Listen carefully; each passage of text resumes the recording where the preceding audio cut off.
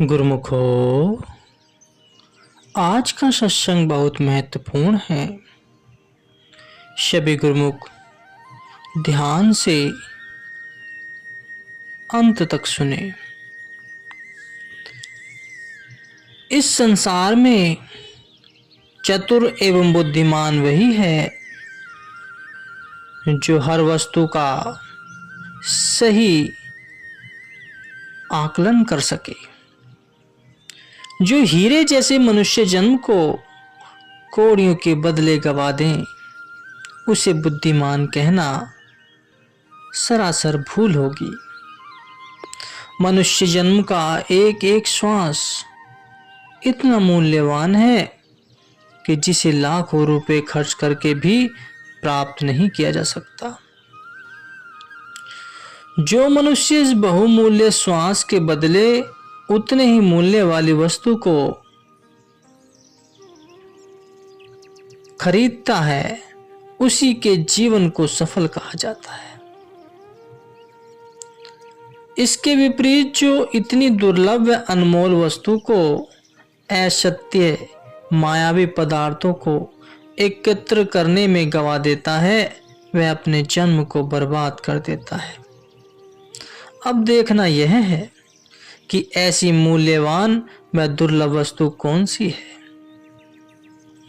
सुखमनी साहिब जी कहते हैं, बहु साशस्त्र बहु सुमित्रिति पेखे सबर डोली, पूजसी नाही हरि हरे नानक नाम अमोले। कहते हैं कि हमने बहुत सारे शास्त्रों व ग्रंथों को खोज कर देखा है, परंतु अंत में इसी निष्कर्ष पर पहुंचे हैं कि नाम ही अमूल्य वस्तु है। इसके जैसी अन्य कोई भी वस्तु नहीं है। इसलिए जो अमूल्य श्वास देकर अमूल्य नाम लेता है, वही बुद्धिमान व्यापारी है। और प्रभु उसे देखकर ही प्रसन्न होते हैं। जो जीव झूठे मायावी प्रपंच में फंसकर नाम का सुमरन नहीं करता, उसे भारी नुकसान उठाना पड़ता है। गुरुवाणी में कहा गया है, गुण गोविंद गायो नहीं, जन्म अकारत कीन, कहू नानक हरि भजू मना, जिन विधि जल को मीन। गुरु साहिब जी वर्णन करते हैं कि जिसने मनुष्य जन्म को पाकर भी प्रभु के गुणवाद नहीं गाए, उसने अपने दुर्लभ मनुष्य जीवन को निष्फल गवा दिया। आगे कथन करते हैं कि हे मन, जिस प्रकार मछली की प्रीत जल के साथ है, उसी प्रकार की प्रीत तू नाम से लगा। संतों की वाणियों से मनुष्य अपने जन्म की अवस्था का अवलोकन कर सकता है। जिस प्रकार दर्पण में चेहरे के दाग देखे जा सकते हैं, उसी प्रकार संतों की वाणी रूपी दर्पण में मन की मलिनता देखी जा सकती है। अगर जीव स्वयं से पूछे कि जैसे मछली जल के बिना तड़पती है, क्या उसके अंदर भी नाम के लिए ऐसी तड़प है? क्या उसका मन नाम सुमरन के बिना बेचैन रहता है? अगर नहीं, तो ऐसी लगन पैदा करने के लिए वह सत्पुरुषों और की शरण में जाए और पुरुषार्थ करे। एक व्यक्ति ने किसी डॉक्टर के पास जाकर कहा कि मैं बीमार हूं, आप मुझे दवा देने की कृपा करें। डॉक्टर ने पूछा, आपको कौन सी बीमारी है? उसने कहा कि मुझे भूख ही नहीं लगती। जैसे भूख का न लगना शारीरिक बीमारी है, और यह बीमारी ऐसी है कि भूख न लगने से भोजन नहीं खाया जाएगा। भोजन न खाया तो शरीर में रक्त नहीं बनेगा। रक्त न बना तो शक्ति क्षीण हो जाएगी, समाप्त हो जाएगी, और अंत मृत्यु को प्राप्त हो जाएगा। ऐसे ही जिसे भक्ति मार्ग की ओर अग्रसर होने की लगन नहीं है, वह सत्संग में नहीं जाएगा। सत्संगति न मिलने के कारण कुसंगति का प्रभाव उसे विकारों की ओर ले जाएगा।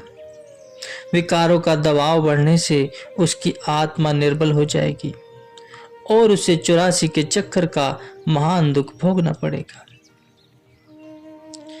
जैसे डॉक्टर दवाइयों के द्वारा पाचन शक्ति को बढ़ाता है, वैसे ही महापुरुष जो वास्तव में आध्यात्मिक वैद्य हैं, सेवक की लगन को बढ़ाने के लिए सत्संग के स्थान बनाकर वचनों का अमृत प्रवाह करके श्री दर्शनों का सुअवसर एवं सेवा प्रदान करके उन्हें प्रोत्साहित करते हैं, जिससे नाम की भूख लगनी आरंभ हो जाती है।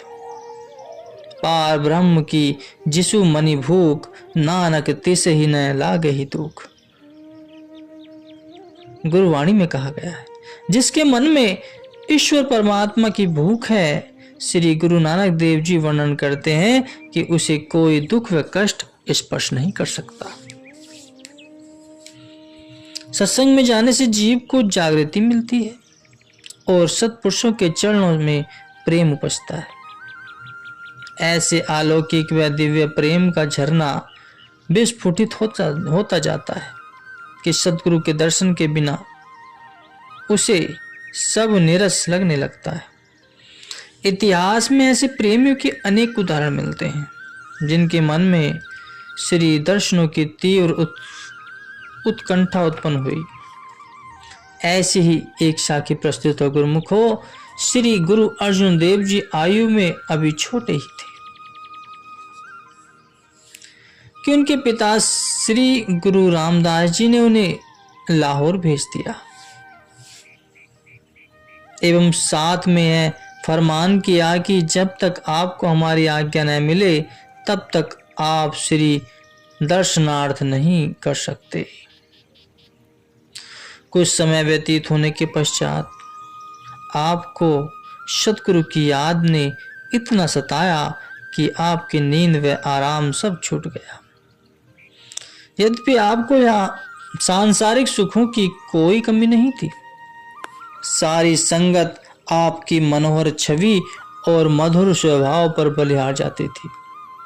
आपके पहनने के लिए मूल्यवान वस्त्र भेंट करती थी, वह खान पीन के लिए अनगिनत व्यंजन भोजन प्रस्तुत करती थी, परंतु फिर भी आपकी सुरती इन पदार्थों में न उलझकर पूर्ण तौर से सद्गुरु चरणों में समर्पित थी। आपने प्रेम विहील हो श्री सतगुरुदेव जी महाराज जी के पावन चरणों में एक विनती भेजी कि मेरा मनु लोचे गुरु दर्शन ताई, बिलप करे चात्रिक की न्याई। त्रखा न उतरे साती न आवे, बिनु दर्शन सत प्यारे जीव। हाउ घोली जीव घोली घुमाई गुर, दर्शन संत प्यारे जीव। अर्थात मेरी आत्मा सतगुरु के दर्शन के लिए तड़प रही है और पपीहे की तरह विलाप करती हुई बेचैन हो रही है। आपके दीदार के बिना मेरी आत्मा की प्यास नहीं बुझ रही। विरह से संसप्त हृदय को किसी भी प्रकार से शांति नहीं मिल रही। मैं सद्गुरु दर्शन के लिए अपना समूचा जीवन बलिहार करता हूं। आम जीवों के मन में माया एवं मायावी पदार्थों की लगन लगी रहती है, किंतु श्री गुरु अर्जुन देव जी महाराज जी की सुरती अपने सतगुरु के दर्शन के ध्यान में रमी हुई थी। इस साखी से हमें शिक्षा मिलती है गुरुमुखो कि संसार में बेशक रहो, परंतु सुरती को उसमें न उलझाओ। सुरती को सदैव सतगुरु के प्रेम में डुबाए रखने से सांसारिक दुख कभी दुखी नहीं कर सकते। प्रत्येक व्यक्ति मन के ख्यालों से ही दुख का अनुभव करता है। जब मन ही प्रभु के प्रेम में लीन हो गया तो फिर दुख का एहसास ही कैसे हो सकता है। जिस प्रकार मच्छर का डंक दुर्बल व्यक्ति को बुखार चढ़ा देता है, परंतु हष्ट-पुष्ट व्यक्ति को तनक भी प्रभावित नहीं कर पाता, उसी प्रकार सांसारिक उतार चढ़ाव आम मनुष्य के जीवन को प्रभावित कर उथल पुथल मचा देते हैं, किंतु गुरुमुख पर वे तनक भी प्रभाव नहीं डाल सकते।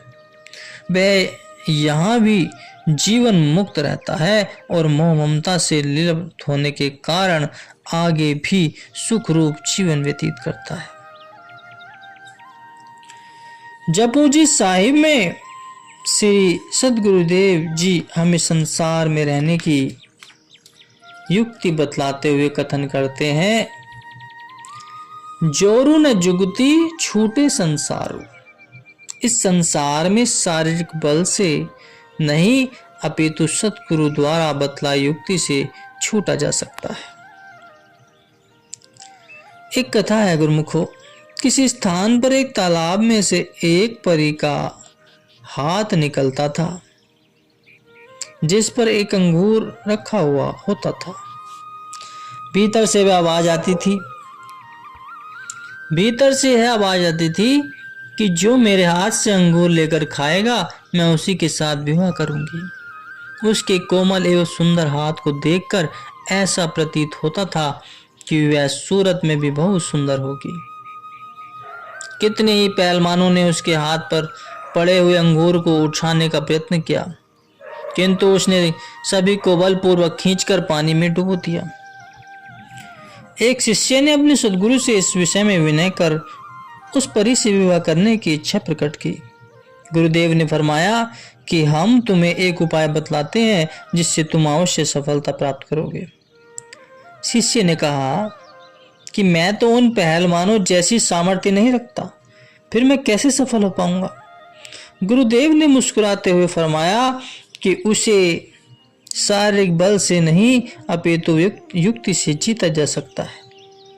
उन्होंने उसे समझाते हुए कहा कि जब वह हाथ बाहर निकाले तब तुम उसे ललकारते हुए कहना कि इधर आओ, मैं तुम्हारी खबर लूं। उसके पास चाहे कितनी भी शक्तियां हों, परंतु यह अहंकार अवश्य होगा कि मेरे जैसा शक्तिशाली कोई नहीं हो सकता। बस इसी अहंकार के वशीभूत हो वह अपना हाथ किनारे की ओर ले आएगी। जब वह अपना हाथ किनारे की ओर लाए तब तुम उसके हाथ से अंगूर उठाने की अपेक्षा उसकी तली पर ठोकर लगाना। ठोकर से अंगूर किनारे पर आ गिरेगा, तुम तुरंत ही उसे उठाकर मुंह में डाल लेना।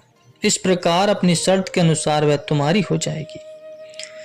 शिष्य सतगुरु से युक्ति पाकर और उनसे आशीष लेकर चल पड़ा। उनकी आज्ञा अनुसार कार्यवाही करने पर वह अपने मनोरथ में सफल हो गया। इसी प्रकार ही माया भी अपने अनेक रंग दिखलाकर जीव को लुभाती है। जीव भी उसकी गिरफ्त में आकर अपनी सुरती उसमें अटका बैठता है और परिणाम स्वरूप भवसागर की लहरों में डूब जाता है। जिस किसी भाग्यशाली जीव को सद्गुरु की चरण शरण प्राप्त हो जाती है, वह उनसे संसार में रहने की युक्ति सीखकर अपनी सुरती को माया में अटकाने नहीं देता। सद्गुरु की कृपा से माया उसकी दासी बन जाती है। भाव यह है कि जितने भी लोग परलोक के सुख किसी को वंचित हों, वे सब संत सद्गुरु के पास मौजूद हैं। वे सेवक की सेवा से प्रसन्न होकर ये सारे सुख अनायास ही उसकी झोली में डाल देते हैं। उनकी दया की एक दृष्टि मात्र से एक अति दरिद्र व्यक्ति भी धनवान बनकर राजपद को प्राप्त कर सकता है। गुरुमुखो, एक समय की बात, एक निर्धन सत्संगी लड़का था जो नित्य प्रति एक पूर्ण संत जी के पास जाकर सत्संग श्रवण करने जाया करता था एवं श्रद्धा सहित उनकी सेवा भी किया करता था। एक दिन वह किसी कार्य हेतु घर से बाहर निकला तो उसे राजा साहेब की सवारी दिखाई दी। बड़े बड़े सम्मानित लोग राजा साहेब का अभिनंदन कर उनसे हाथ मिला रहे थे। यह देखकर वह बालक भी भीड़ को चीरता हुआ जैसे ही राजा की ओर बढ़ा, अधिकारियों ने उसे धकेल कर पीछे हटा दिया। राजा साहेब से मिलने व उनसे हाथ मिलाने की तीव्र लालसा को वह अपने दिल से हटा न पाया। खिन्न मन से वह अपने गुरुदेव के चरणों में जाकर प्रार्थना करने लगा कि वह किस प्रकार राजा साहेब को मिलकर अपनी इच्छा पूर्ण कर सकता है। गुरुदेव ने उसे एक उपाय बतलाते हुए कहा कि इस पर आचरण करने से तुम्हारी मनोकामना अवश्य पूर्ण होगी। गुरुदेव ने बताया कि राजा अमुक स्थान पर एक महल बना रहा है। तुम राजा को अपना समझ निष्काम भाव से उसके महल का काम करो। सायंकाल जब कोई तुम्हें वेतन दे तो कहना कि अपने काम का कोई वेतन लेता है, राजा साहेब जी तो मेरे अपने हैं। गुरुदेव की आज्ञा पाकर वह लड़का राजा के महल के निर्माण के कार्य में जुट गया। वह दिन भर अथक परिश्रम करता और वेतन के समय वहां से गायब हो जाता। कुछ दिन पश्चात वेतन वितरण करने वाले की दृष्टि उस लड़के पर पड़ गई। उसने उसे बुलाकर पूछा कि तुम काम तो इतनी लगन से करते हो, फिर वेतन लेने के समय वहां से कहाँ चले जाते हो। लड़के ने उत्तर दिया कि राजा जी का काम मेरा अपना काम है और अपने काम का वेतन कैसा। कुछ ही दिनों में यह बात सचिव तक जा पहुंची। सचिव महोदय जब महल का कार्य देखने आए तो अधिकारियों ने उसे उस लड़के के बारे में बताया जो बड़े प्रेम व चाव से काम कर रहा था। सचिव ने उस लड़के को पास बुलाकर जब वेतन देना चाहा तो उसने पुनः यही उत्तर दिया कि अपने काम का कोई भी परिश्रमिक वेतन लेता है। सचिव ने यह बात जानकर राजा को कह सुनाई। एक दिन राजा स्वयं उस काम का निरीक्षण करने के लिए आए तो सचिव ने उस लड़के की ओर संकेत करके बताया कि यह लड़का काम का वेतन नहीं लेता। राजा ने देखा कि वह लड़का एकाग्रचित्त होकर सब काम मेहनत से कर रहा है। राजा स्वयं चलकर उस लड़के के पास गया और उसका हाथ पकड़कर उससे पूछने लगा कि तुम वेतन क्यों नहीं लेते। लड़के के हर्ष का कोई परावार न रहा। उसके मन की बात पूरी हो गई थी। उसने अति प्रसन्न होकर कहा कि आप तो मेरे अपने हैं, फिर यह काम भी मेरा अपना ही हुआ। अपने काम के लिए वेतन कैसा। राजा के कोई संतान न थी। उससे ऐसा उत्तर पाकर राजा ने प्रसन्न होकर उसे अपना उत्तराधिकारी बना लिया। सतगुरु द्वारा बताई हुई युक्ति द्वारा वह निर्धन लड़का राजा के पद पर पहुंच गया। यह तो उसकी सांसारिक चाहना थी जो गुरुदेव ने अपनी कृपा से पूर्ण की। आध्यात्मिक पद पर चलने वालों के लिए संत फरमाते हैं, गुरु कृपा जिन पर कऊ कीनी, तिह इह जुगति पछतानी। नानक लीन भयो गोविंद सियु, जियो पानी संगी पानी। सतपुरुष फरमाते हैं कि जिस इंसान पर सदगुरु की रहमत हो जाती है वही इंसान उनके बताए हुए नियमों एवं वचनों को समझ पाता है। जिस प्रकार पानी पानी से मिलकर तद्रूप हो जाता है, उसी प्रकार जीव मालिक से मिलकर मालिक का ही रूप हो जाता है। गुरुमुख को सदैव संसार में सद्गुरु के बतलाए हुए उपाय अनुसार ही चलना चाहिए ताकि यह जीवन सुख पूर्वक व्यतीत हो एवं परलोक भी संवर जाए। गुरु महिमा में वर्णन आया है, गुरु की महिमा है अमित, कही न सके श्रुति शेष, जिनकी कृपा कटाक्ष से रंक होत नरेश। सद्गुरु की महिमा अनंत है। वेद शास्त्र व शेष शारदा भी इसका पारावार नहीं पा सके। इनकी कृपा की एक दृष्टि ही रंक को राजा बना देती है। सुरती की धारा को सद्गुरु के शब्द के साथ जोड़कर ही नित्य आनंद की प्राप्ति की जा सकती है। यही जीवन का वास्तविक ध्येय है।